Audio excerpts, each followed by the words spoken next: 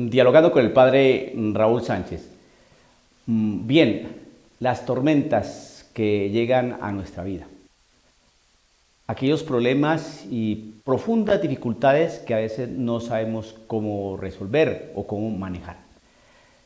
Las situaciones complejas, difíciles que se han venido presentando a lo largo de nuestra historia personal y de nuestra historia de la iglesia. Tenemos un pasaje del texto de Mateo, el Evangelio según San Mateo, su capítulo 8, verso 23 al 27. Fue el Evangelio que se proclamó hoy martes 30 de junio del año 2020.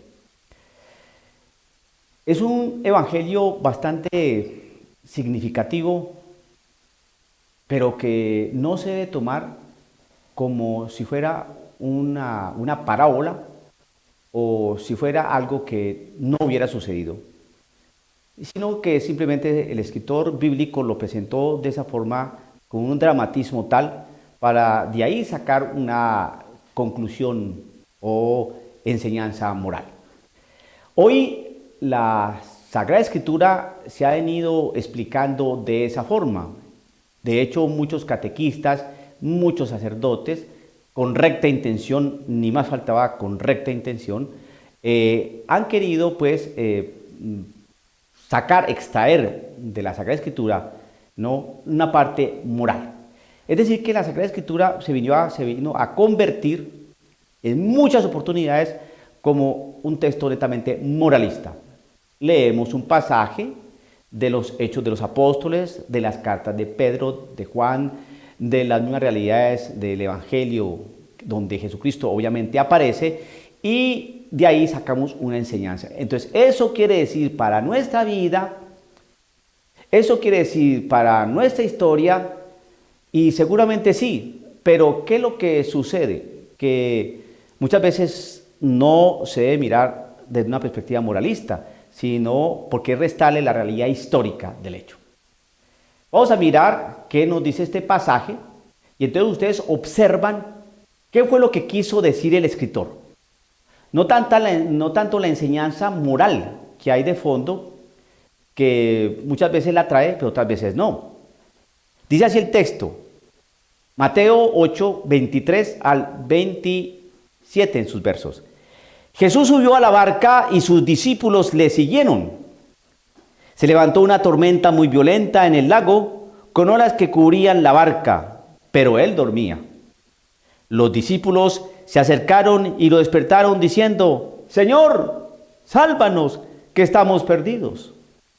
Pero él les dijo, qué miedosos son ustedes, qué poca fe tienen. Entonces se levantó, dio una orden al viento y al mar, y todo volvió a la más completa calma. Grande fue el asombro aquellos hombres decían, ¿quién es este que hasta los vientos y el mar le obedecen? Entonces, inicialmente podríamos decir, mire, queridos hermanos, como el Señor Jesucristo, que muchas veces no aparece en nuestra vida, en nuestra historia, es prácticamente como haciéndose el dormido, y cuando menos lo pensamos vienen las crisis, las tormentas, nuestras profundas dificultades, y entonces empezamos a temblar, y entonces empezamos a clamar al Señor, y entonces el Señor, ¿no?, se despierta y dice, ¿qué pasa, hombres de poca fe? Aquí estoy yo. Pues así pasa, así sucedió en esa época, y bueno, es confiar en el Señor.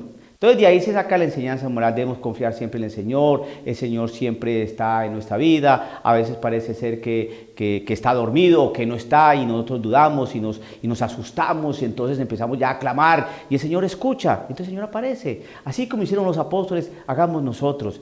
Tengamos confianza en el Señor pregunta a los apóstoles, ¿tienen fe? Y pues hombre, lo mismo la pregunta que nos hace a nosotros, hombres de poca fe, confiemos en el Señor. Eso podría ser una homilía y bueno, y tantas veces que se han hecho homilías de ese corte, la parte moral, ¿no?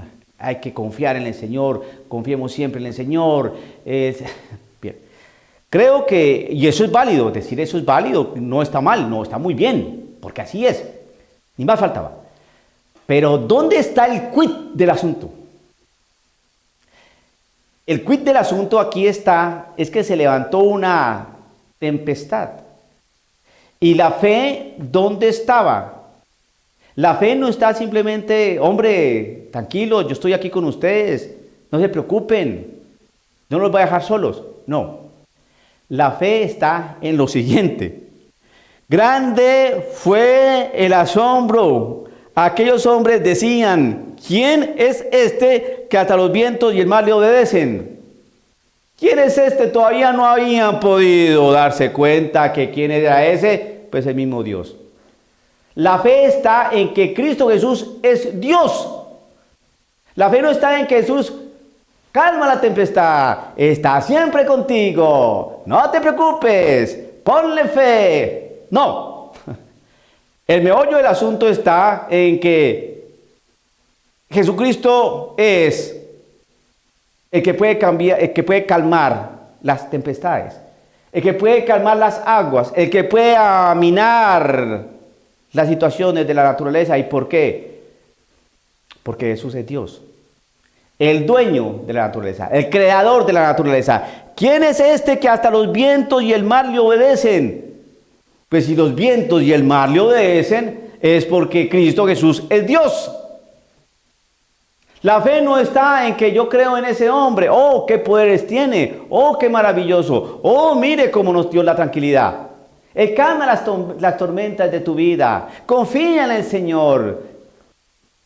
No. Y esto es lo que no se está predicando. ¿Qué? Jesucristo es Dios encarnado, es la imagen visible de ese Dios invisible. Es el Dios con nosotros, es el Emmanuel, es el Verbo, y el Verbo se hizo carne y habitó entre nosotros, y el Verbo estaba con Dios, y el Verbo era Dios, punto. Ahí es donde está lo profundo de este texto, que es más bien corto. ¿Quién es este que puede calmar vientos y tempestades? ¿Quién es ese? Dios. Jesucristo es Dios. Jesucristo no es, como decía en un video anterior, el amigo, el que está ahí cuando tú más lo necesitas y cuando tú menos piensas que te va a ayudar. Él está ahí, haciéndose el dormido en la barca de tu historia. Pero cuando tú tienes un problema, tú dices, oh, y ahora, ¿quién podrá defenderme? Yo, Jesús de Nazaret, ¿qué necesitas? Porque muchas veces miramos a Cristo Jesús así. No, la fe está, querido hermano, que Jesucristo es Dios, no un profeta más, no un avatar más, no un milagrero, no que calma situaciones difíciles y complejas, no ese que le sirve mejoral de aspirina, de jarabe para su dolor, no aquel que le da dinero como un banco, como una entidad crediticia, no como aquel del hospital o centro de salud que le va a sanar su cáncer y su tumor. No, Jesucristo no es ese. No es el salvavidas, el hombre de la playa que le tira a usted la tabla para que se salve. No. Jesucristo es Dios. Señor, sálvanos que estamos perdidos. Hemos clamado así muchas veces, muchas veces. Entonces se levantó, dio una orden al viento y al mar. Mire, una orden, eso es histórico. Eso no es parabólico. Eso no es analógico. ¿Por qué? Porque la pregunta que hacen los hombres al final, pues le responde esa pregunta. ¿Por qué no es analógico? ¿Por qué no es figurativo? ¿Por qué no es comparativo? ¿Por qué no es una cuestión que nos están diciendo que en realidad no es cierto que Jesucristo dijo, calmó el mar y el viento? No es un lenguaje, no, metafórico, no. ¿Por qué? Porque los discípulos vieron eso y por eso hicieron la pregunta, ¿quién es este que hasta los vientos y el mar le obedecen? Dios. Cuando el Señor pregunta, cuando el Señor afirma, los discípulos se acercaron y lo despertaron diciendo, Señor, sálvanos, que estamos perdidos. Pero Él les dijo, qué miedosos son ustedes, qué poca fe tienen. ¿Dónde está la fe? La fe está en que yo, Jesús, soy Dios. Creé la naturaleza y tengo dominio sobre ella. Simple. Pero hoy se niegan los milagros de Jesús. Hoy se niegan los portentos de Jesús. Hoy se niega que Jesús es Dios.